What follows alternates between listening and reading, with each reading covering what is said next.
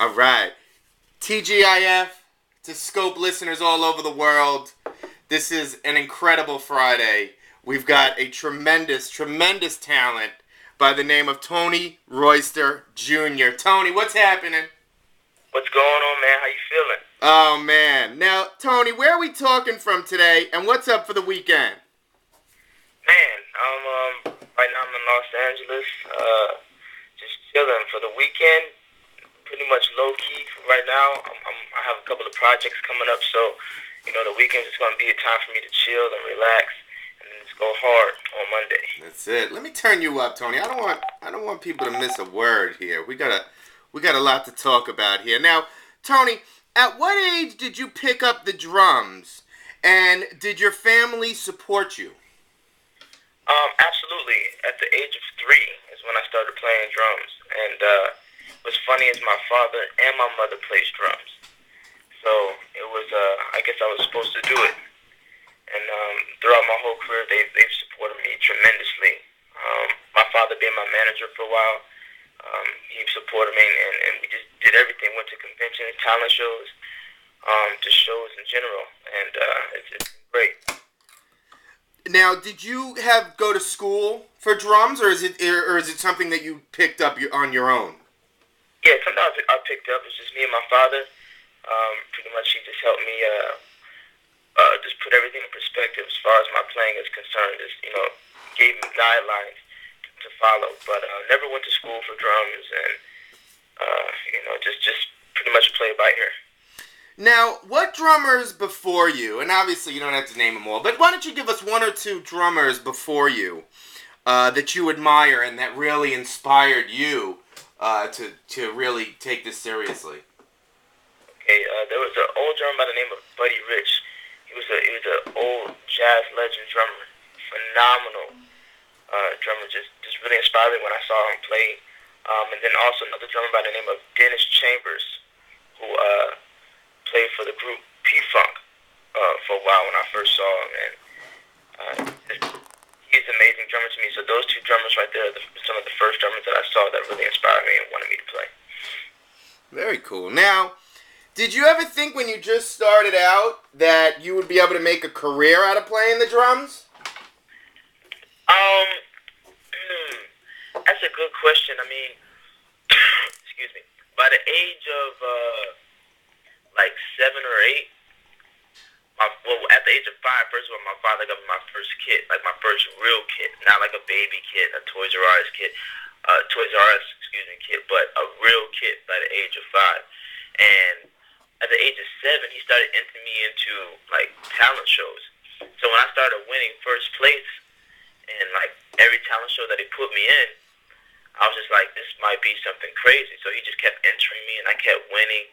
And then at the age of 10 or 11, I believe, 10 or 11, I won this contest, and I won $1,500, the first time ever in this big trophy. So my father was like, you know what, this is probably what you're supposed to be doing. So at the age of 12, I did this drum solo. I got invited to play on this show, this Modern Drummer Festival. It happened in 1997, and I went on there and I did this solo that's on YouTube, has over 4 or 5 million views. But this famous solo that I did, and that's what pretty much everyone knows me for. And then ever since then, my career just skyrocketed. So around that time, that's when I knew that this is what I wanted to do. It's my passion. Now, how much time per week do you play just to keep your skills, sharp and up to par? Well, what's crazy is, because of my schedule, like lately I've had a little bit of time to kind of relax a little bit, but usually my schedule is so intense. I'm always traveling, and currently I play for Jay-Z, so when I've been playing with him for the past 3 years, 3.5 years, so we're always on tour doing spy dates or 2 weeks here, 2 weeks there, and I'm not really able to practice, per se. That's my practice when I go and play on the road with him or we have shows. But never really being able to practice by myself just because time doesn't permit. Now, we just want the Skope listeners to know, we're going to get into the Jay-Z thing. So I didn't want the Skope listeners at home to think that we are skipping that today. We just want to introduce you to Tony Royster Jr., the man. And then we're going to get into the Jay-Z aspect. I just want to clarify. Now, Tony, what brand of drums are your favorites? And are you currently sponsored by any drum brands? How does that work for the drummers? Yeah, absolutely. Usually, you want to try to get with as many artists, or just play around as much as possible for companies to really feel like you're exposing the product. So I've been with companies since I was like 11 or 12, like early. Currently, I play DW drums. I'm fully sponsored by them. Sabian cymbals. I have my own signature series stick. Shure microphones.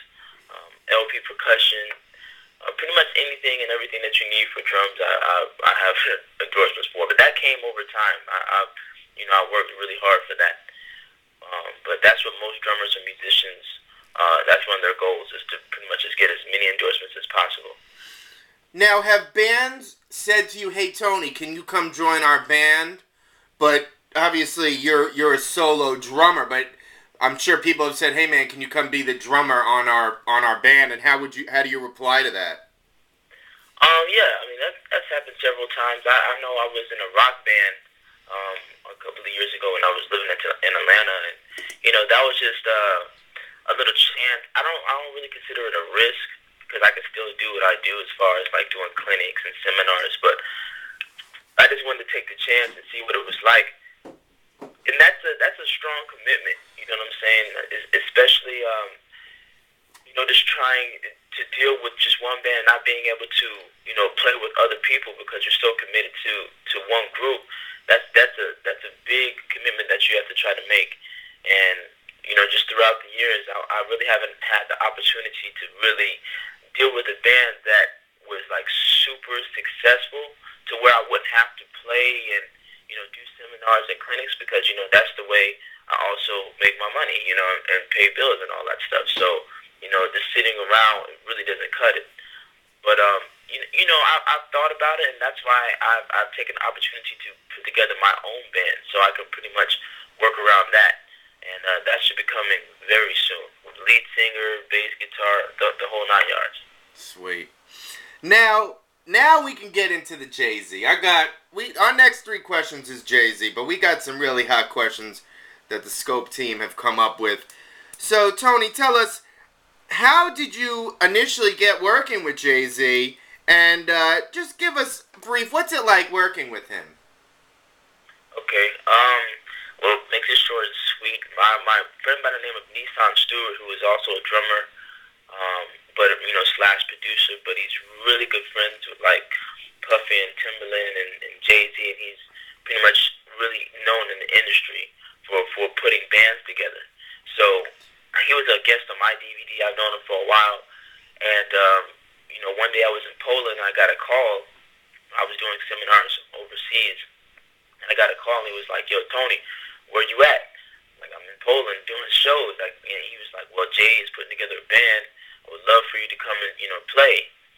And I was like, "Oh, that's great. So when do we get started?" He was like, I was talking to him on a Saturday, and I didn't return home until a Wednesday. I was like, "Oh my gosh, it's not gonna work." And they had shows and stuff coming up, and so I thought I missed the gig, and another drummer was doing it.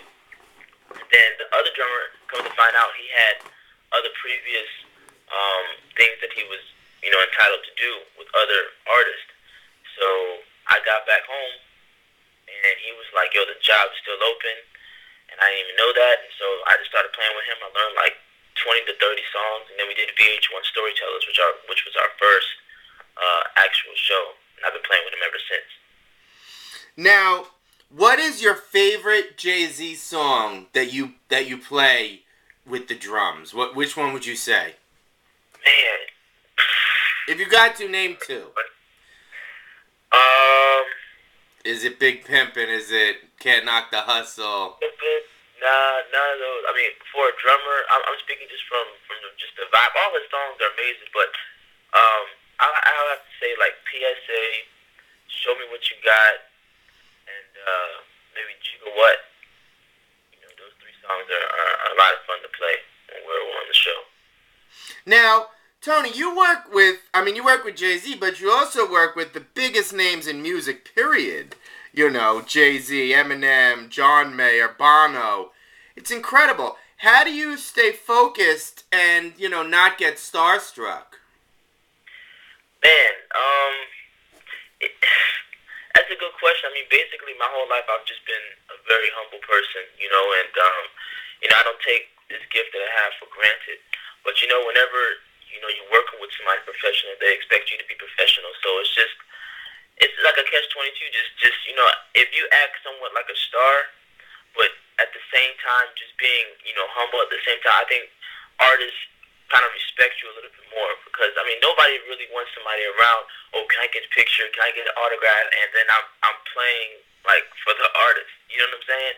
So it's kind of weird. So throughout the years and experience that you get playing with different artists, you just come to learn that. You know what I'm saying? And then they'll respect that more. And then you being able to chill with them on some regular, go bowling, whatever, that type of stuff, that comes from just chilling and laying low. So I've learned that over the years. That's sweet. Now we got the last question of the afternoon. This has just been an absolutely incredible interview. Lay it on the people. Let them know what's coming up for Tony.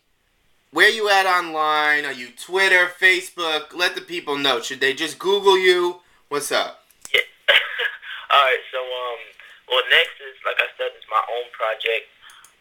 Working with the band. It's so fresh that we don't even have a name for it yet, but the musicians and the singer, just the people that have involved, is amazing. So just be looking out for that. I'll be posting that all over the place when the time is right.